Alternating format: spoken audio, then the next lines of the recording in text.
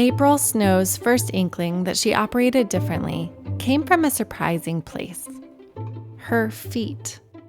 I remember being a little kid and getting ready for the day, getting ready for preschool, whatever it was, and I would get really fussy about my socks, and they had to be just right. Unbeknownst to her, 3-year-old April had just encountered a trait baked into her DNA: sensory processing sensitivity, or more commonly referred to as the highly sensitive person trait, HSP for short. This same trait is found in 20% of people, regardless of gender. It's even been observed in more than 100 species of insects, birds, and mammals. Yet, despite the widespread prevalence of highly sensitive individuals, we've only recently started to study and learn about the unique challenges and opportunities they encounter. And that's why I'm so excited for this episode. You see, that little girl who fixated on getting her socks just right grew up to be a talented therapist, author, and consultant who works specifically with highly sensitive introverts and therapists. Based out of San Francisco, April helps people move past feelings of overwhelm and guilt to discover the best parts of being more attuned to the world around them. So join us as we examine HSP characteristics, misconceptions, and how to thrive as a highly sensitive person.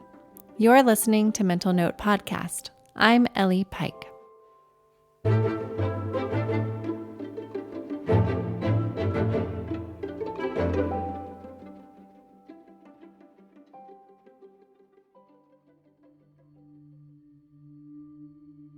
Well, I'm really looking forward to this interview. I have to admit that I am no expert here, so there's a reason I chose you, because I'm looking to be educated, but I know that our listeners will be so interested in the concept of being a highly sensitive person, whether they can relate to it themselves or certainly they'll know someone that can relate to it. And so we'll dive into that a little bit more in a moment, but I know you have a personal story related to being highly sensitive, and I really wonder if you'd be willing to share some of that personal journey with us. Yeah, absolutely, Ellie. I'd be happy to share my discovery story. When I was in graduate school to become a therapist, I was looking a lot at myself, obviously, and I was very curious about why was I having a different experience in the world. I was putting more of a microscope to that. And at first I thought, oh, it's because I'm introverted, right? That's why I have different needs than other people around me, or I feel differently than most of the other people in my life. But then I'm so grateful because I had a classmate ask me, have you ever heard of the highly sensitive trait and Dr. Elaine Aron's work? And I said, no, I have not heard about this. And most people do find out about it through word of mouth. And I was so incredibly transformed. It's like a light switch went off in my life and everything started to make sense at last. And since then, it's just been this beautiful journey of diving into learning about the trait and working with other HSPs and helping others have that same discovery. So April, you realized that you were highly sensitive, then you dove into this work, and now you're an expert in really working with other folks who can relate with this highly sensitive trait.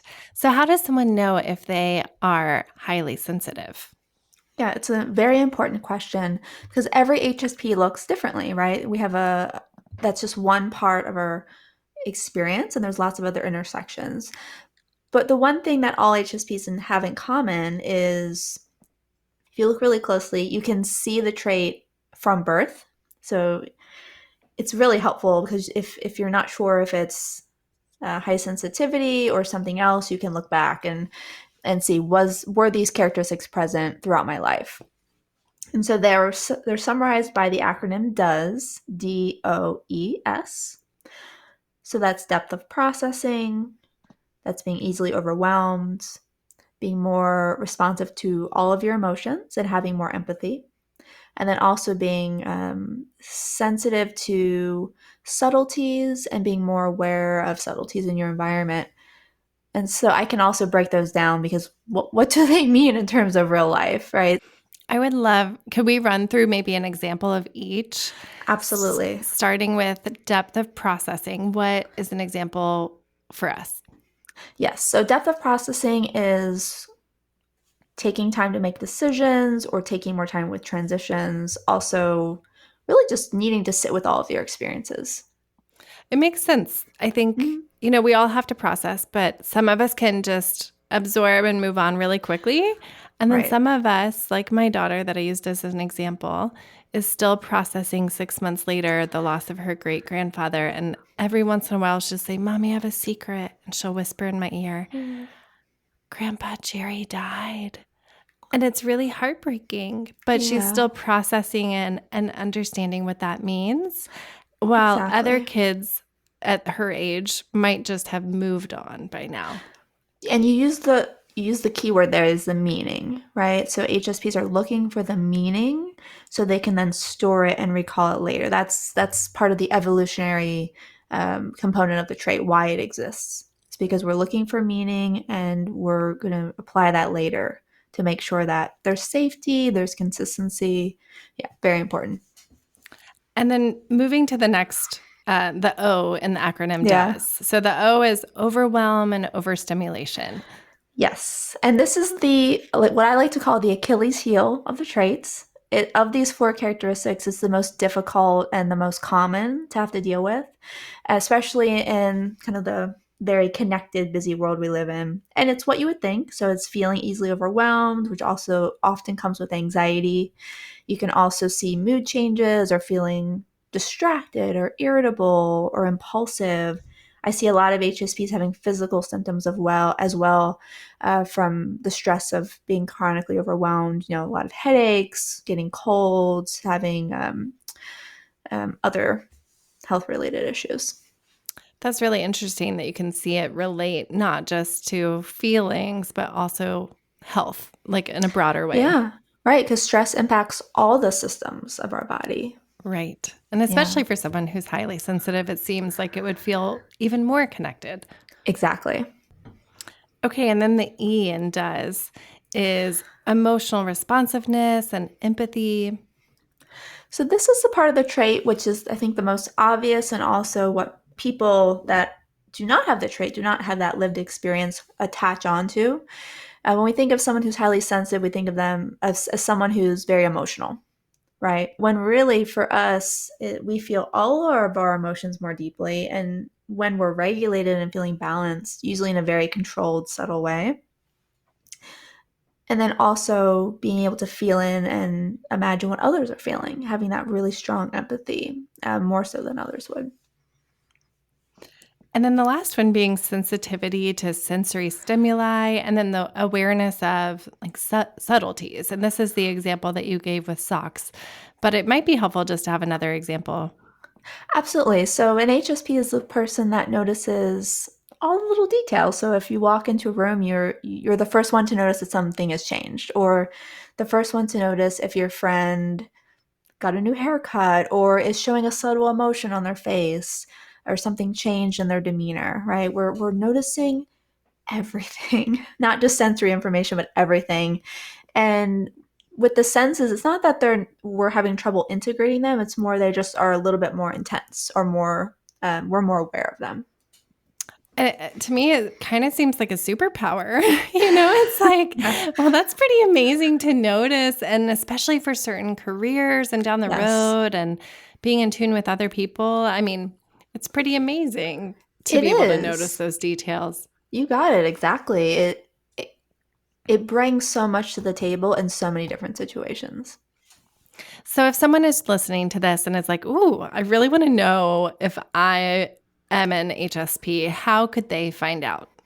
Yeah, so the best way to find out about the trait in yourself is to take the HSP self-test, which was developed by Dr. Elaine Aron. She's really the founder of the trait, the person who put it on the map. And that's at hsperson.com. And you'll see a tab for tests. There's an adult test and also a child test. Oh, that's really helpful. Thank you so Yeah. much. Yeah, of course. And then, we're all pretty used to a lot of self tests, right? Like you can Sure. take a personality test, you can do this. Like there's a lot of different ways for us to conceptualize who we are and how we experience the world. So, is this just like another test, or is there actual research and grounding for this being more than a conceptualization, but maybe actually integrated into our genetics? It's a great question because you will see other highly sensitive tests and quizzes online, just similar to maybe like a BuzzFeed quiz or something like that. But Dr. Aaron's was developed using her research. Her research is along with other people's research. So at this point, there's a handful of researchers all across the world who are studying the trait and then also continually improving these tests. There's actually they have a new test in the works, and then there's another questionnaire that just came out last year out of the Netherlands. So there's constant refinements and improvement, which is exciting. So they are Well, getting it's more and more accurate. Well, it's really exciting, and it's cool to hear that it's not just an idea, but there's actual research behind it, and Yes. which leads me to my next question. So, Hmm. how does someone become a highly sensitive person? Yeah, it's very simple. You're born with it. That's it. So, it's an So innate genetic trait. it's an innate genetic trait. It's found in 20% of humans. And then also, this is the most exciting part for me because it proves that there's a purpose in the trait. You'll also find it in at least 100 other species. So they found it in fish, primates, mice, insects, this trait of higher sensitivity, higher responsiveness. So it's something that is purposeful in survival. This is really fascinating to me. And I Yeah. imagine that with the conversation that happens and, all over social media and just with other folks, there can be a lot of misconceptions regarding what this means. So, would you mind Absolutely. defining some of those so we know what to like tease out in our conversations? Absolutely, especially with the term highly sensitive, it's open to interpretation, right? And so the biggest one, I've heard this from people a lot, which is that high sensitivity is the same as introversion, which is actually not true. 30% of HSPs are actually extroverted, so they're feeling that urge to socialize, urge to connect more, but also they have more of a need for downtime and rest and introspection compared to non-HSP extroverts. It's also something that is people say, "Oh, that's just in women," right? It's they think that it's related to your sex, but that's also not true. Anyone of any sex or gender can be highly sensitive. The biggest one that I hear is people saying high sensitivity is the same as trauma or hypersensitivity, or that it's the same as a mental illness. So you often will get it lumped in with other disorder or with disorders. That's also not true. HSPs are more impacted by trauma or mental health struggles, but the inverse is also true, where we thrive more when we have positive supports, which is, like you said, it's like a superpower, right? We can really um, benefit from even a little bit of self care, a little bit of relational support, whatever else we're doing to take care of ourselves. And then lastly, the trait is often equated with autism or ADHD. They're not the same, but they do fall under the neurodivergent umbrella, right? We have brains that operate differently as HSPs, same as folks with autism or folks with ADHD or dyslexia or other forms of neurodivergence. Typically, the environmental or the sensory sensitivity, you'll find those in all forms of neurodivergence usually. But if you really look a little bit more closely, you'll see that there's differences. But still, so much research that needs to happen there. Well, thank you for pulling out and teasing out some of those misconceptions because For sure. There's quite a as bit. well, I know that I've had some of them, right? Like, for example, when I think about someone who has experienced trauma and they do have survival instincts that kick in, it Hmm. could look really similar in some ways to the highly sensitive person. But what I'm really hearing is a really key differentiator is that someone is born an HSP. It's just innately part of them. It's not formed by the environment or really brought out by circumstances, but it informs how they respond to environmental circumstances. Is that accurate? That's exactly right. Or you're born with the trait of high sensitivity, you experience trauma throughout your life. They can coexist, of course. You can be highly sensitive with a trauma history. You can be highly sensitive and have ADHD or have autism. All these pieces can intersect and show up together, which gets a little complicated, right, to try to pull them apart, but they're not one and the same. Well, I really appreciate this conversation because life is complicated, but then Mm-hmm. there's also this, it's kind of simple in a lot of ways. Like 20% of people are HSPs, Right. 20% of people are falling under this neurodivergent umbrella under HSP. So it's just a fact, and it's just a way that someone is going to process the world around them. And so when we talk about that, I mean, really, I do go back to that statement I made earlier about it feels like a superpower. It seems really incredible. Would you mind speaking to the benefits of being a highly sensitive person? Yes, absolutely. This is my favorite topic to talk about because a lot of times we get stuck on the difficulties of the trait, being more overwhelmed, experiencing our difficult emotions more intensely. But there are so many benefits. I think you alluded to this earlier that these strengths could show up in a lot of different areas of life, and everyone benefits from HSPs existing in the world. We benefit personally, but also there are big picture benefits. So just start with the kind of more personal benefits. As an HSP, you're more perceptive, you're more intuitive, which means you're going to be able to be more clear on your boundaries, on your decisions, on what's safe or not safe for you. You're going to be a really strong decision maker. HSPs take more time to make decisions, but they're usually very accurate and strong decisions. We can see 10 steps ahead, whereas other folks may not be able to do that. And then you're also bringing in long term memory, which is more active, and you're able to pull up data from your past experiences. Oh, I remember when I was in this situation. I'm going to use that to my advantage this time, combine with my intuition and my depth of emotion, and make really good decisions. It's incredible. I mean, we're also very detail oriented and passionate and dedicated, which is great if you're at work, right, or you're in relationships. We're incredible at reading body language and nuance in that way. And we can really anticipate the needs of others in relationships, which, as we know, is an amazing quality to have if you're in a partnership or you're in in your work relationships or in your family. Also have a very rich inner world, creativity and our dream lives, and being able to visualize and think of innovative ideas.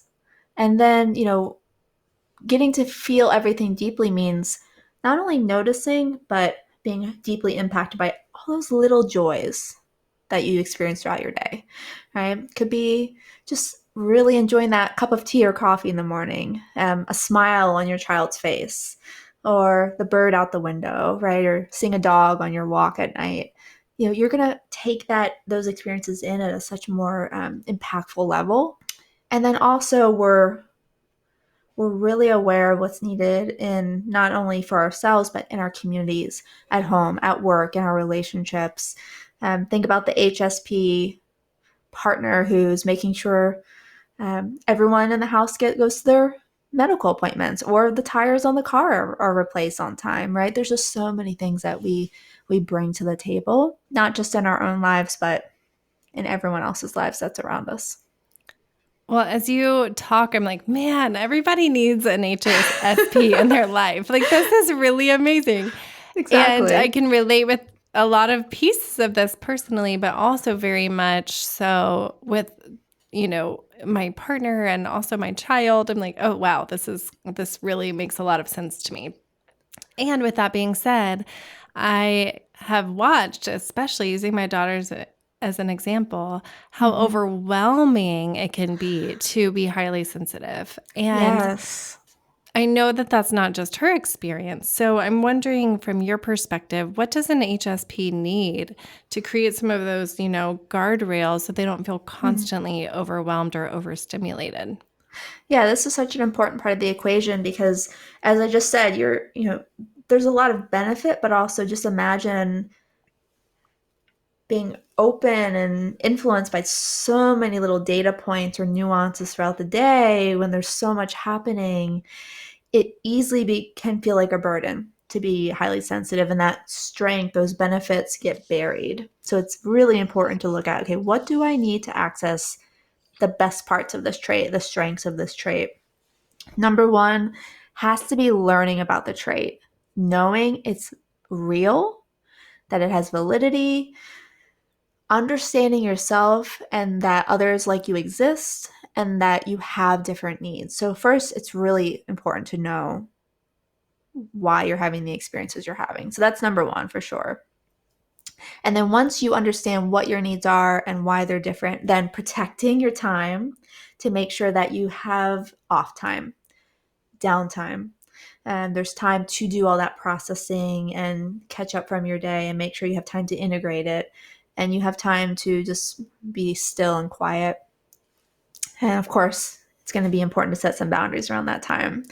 Um, and then, in addition to downtime, processing time, we also need to connect to meaning. So that could show up in a lot of different ways for different people. It could be time in nature. It could be spiritual, religious practice. It could be time with your children or your pets. It could be time doing things that you love, cooking, crafting, playing video games, reading, watching movies, engaging in sport, whatever it is, doesn't matter as long as it's meaningful to you and that you feel nourished and filled back up by it. And then also taking care of your nervous system, your emotions. So that could look a lot of different ways for different people. For me, I love mindfulness and body work and journaling. But there's so many different ways to do that through movement, through therapy, somatic therapies. And then find another HSP, whether it's online or in person. If you start a book club at the library, or you find a meetup group that's happening in your community or over Zoom. Having that experience of being around another HSP is life-changing. I'm not being hyperbolic. It truly is. Having had many, many experiences in community with HSPs. Also, my wife is an HSP and I have HSP friends. So it's very different when you get to kind of vibrate at the same rhythm with someone. You're like, oh, I'm not alone. There's nothing wrong with me. My experiences are valid. Yeah, so there's a few different layers, all important. I know one misperception I had when initially thinking through what an HSP looks like and how they need to cope with the world and not be overstimulated was that they need a lot of emotional regulation skills. And I think that you've really proved me wrong in that area, where it's really like, no, it's not about like emotional regulation necessarily, but more of like processing time to process the emotions that they're experiencing or having, or the sensory intake that they've received. And, I wonder if you could even speak to what that is like for parents parenting HSP kids who may not know how to create those,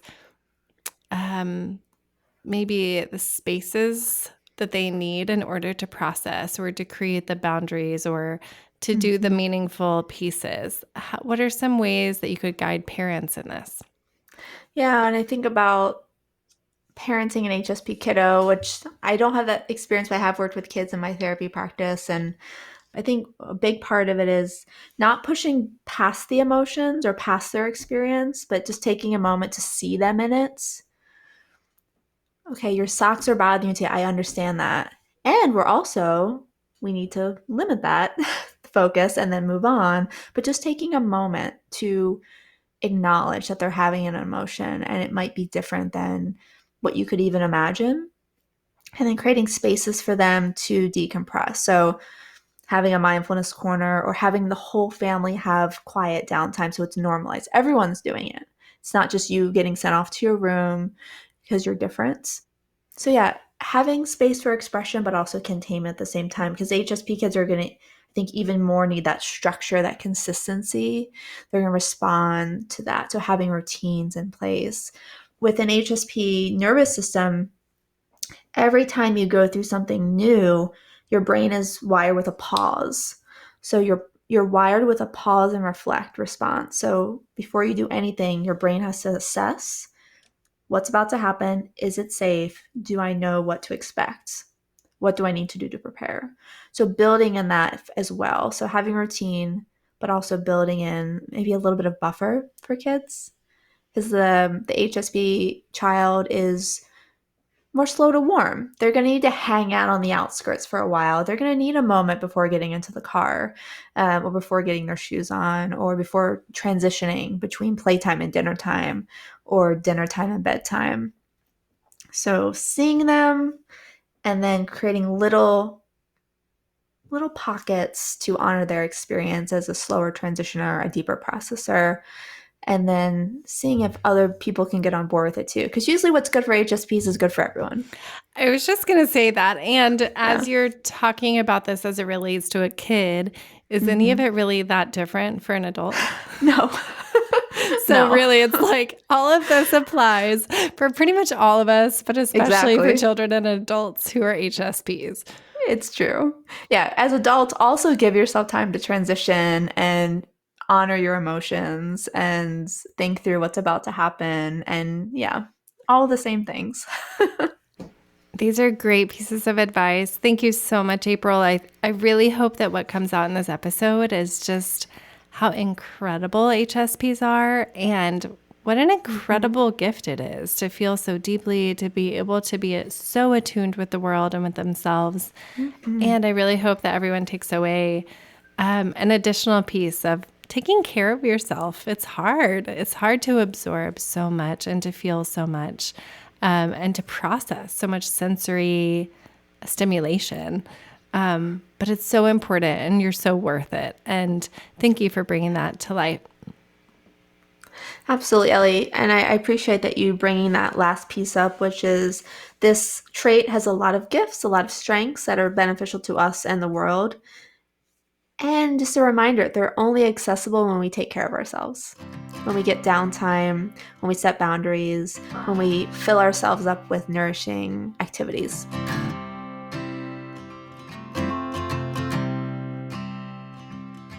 It's easy to think of the highly sensitive person trait in negative terms. In today's society, even the word sensitive can be thrown around as an insult. Yet, for all of the moments of overwhelm and guilt, HSPs gain access to seemingly superhuman levels of observation, connection, and joy. So before saying farewell today, I want to reiterate what April said. There are amazing benefits to being a highly sensitive person, yet they're only available when you take care of yourself. Here are a few great places to start.